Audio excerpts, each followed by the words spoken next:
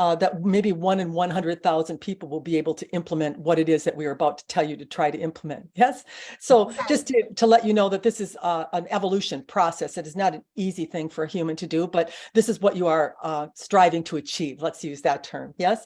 So basically what occurs in a human's life is you continue as you're going through your life in your day-to-day interactions, you're going to have people, situations, and circumstances that are going to come before you that you are attracting to yourself. And this is where the problem comes in. A lot of times a human will encounter some negativity, as they would deem it, from maybe a nasty clerk in the store. Maybe their own spouse will accuse them of something. Maybe they will have a bad experience at their gym, or whatever it is that they are running into. Yes.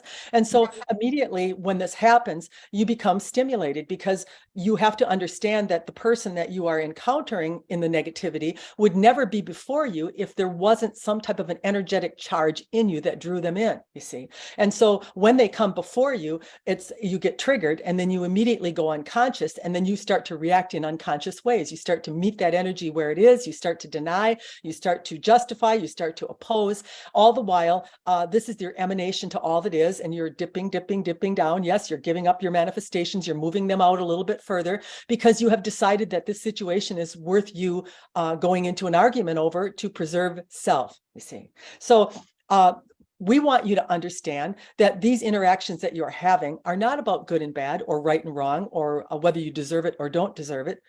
They're all about you, you see. So there's really never any reason for you to be upset or irritated with the one before you that is simply bringing you a message that you've called out for, you see. So we know that humans aren't going to like this, because they want to protect the small self. A human, once in a while, we'll have a discussion with them, and we'll talk about different levels of consciousness, and how, as this goes on in their life, and as they educate themselves more, and as they become more understanding of the creators that they are, that their consciousness will rise, and that in that rise of consciousness, a lot of things that existed in the first three energy centers of fear and lack and lust and the like, will not be as influential in their life. You see, they will just gradually start to move up in their vibratory level, and then they will leave behind some of these things that they would think that in past encounters that they would never be able to leave behind. How are they going to do it, you see? So the main point that we are trying to make in the discussion that we are having today is that mastery is, a human is always going to feel. You're going to feel yourself. So you're going to feel that charge of energy. You're going to feel that opposition or that reaction to the person that you have drawn to yourself in the negativism that you are experiencing. But the master decides to choose differently. One person, we are asking to try to have at least one person in the exchange maintain their consciousness. And what does that mean? It means that they do not dip in their vibratory level. They do not go to defense. They do not go to judgment. They do not go to pushing against. They don't care really about the situation at hand. All they care about is the vibration that they are going to emanate in every exchange that they are having, because they know that this is the determining factor of what it is that will be coming to them from all that is, you see. So now there is no longer any right and wrong situation. There is no longer trying to defend oneself. There's trying to preserve oneself by oneself. And so how do you do that?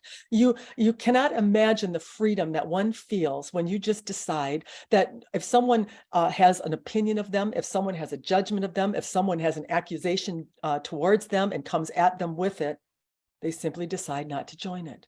Because why? They know they're not the human. Their human may have done something wrong. Their human may have misbehaved. Their human may have made a mistake. And they can see that that human is pointing it out to them. But they separate themselves from the human that they mistakenly think that they are, yes? And they decide to become this high energy source that picks and chooses how they are going to feel. And they decide to be the one that maintains alignment, not by pushing against the one in front of them, because you see they are unconscious. If they are in an emotive state, you are not going to get anywhere. You are not going to change their mind. You are not going to get them to decide that you are not wrong and they are right. None of this is going to occur. What is going to occur is an argument and a lowering of your vibratory level, you see.